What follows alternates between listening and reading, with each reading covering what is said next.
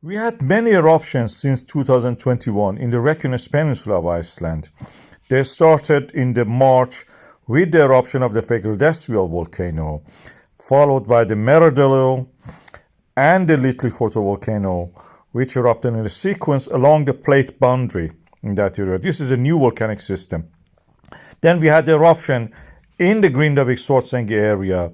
First one and the second one, which actually invaded one of the defensive walls, and the third one just in February, which surrounded the Svartsengi Blue Lagoon geothermal power plant and the spa, and caused the cutting of the road, bursting of the pipes, and damage to the infrastructure in that area, which caused delays in the delivery of the electricity power and hot water for maintaining of the structures, including the roads there.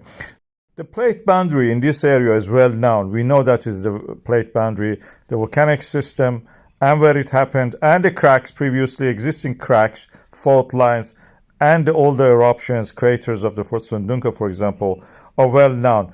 We can use this knowledge to actually, for the future, develop a method and mitigation plan to actually stop the damage to the town of the Grindavík and the assets that we have there, including the geothermal power plant, Blue Lagoon spa, the road which is connecting the area.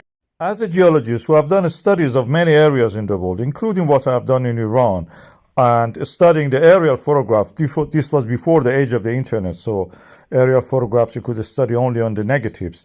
I have encountered a lot of structures like this, what you see now in this Google image, that has been built by the Iranians over thousands of years to stop the fluids, in this case water, flood water, and being wasted, gone to the lowlands. They use these berms or walls to store and feed the underground, irrigation channels that they have built there underground for hundreds of kilometers. And this is a method that I suggest that we use also in the area of the Reykjaness Peninsula along this Svartsengi volcanic system to actually stop this. There are many studies by the Iranians on this field. This is an 11th century book about the hydrology. This is a book about the hydrology and how to actually find water, stop water, direct water, measure the distances, measure the heights, mountains, and even some inventions that the person who has written this book has done for his time is very advanced in that sense. We can use the technology that we have now in a better sense to build such a structure. When you look, for example, in this sentinel image, we can align our berms or walls, defensive walls, along the almost vertical or perpendicular to the tract of the cracks and fault lines. Each one of these will stop any of these eruptions which happen along its course, and then we can direct them to go around the town of the Grindavík, those areas that actually can be stopped, directing and trapping the lava in between the two highlands of the Thorbjörn Svartsengi and the one to the lowest east, toward the southeast, lowest part of the right side.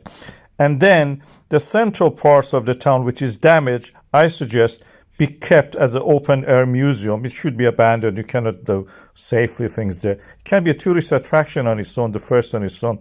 And the parts that we are abandoning, we can build them around these two areas, to the east and the west of the town, and use the harbor in the middle as the fishing for the fishing industry, for the companies who have the. This is a plan, of course. We have to study the contours.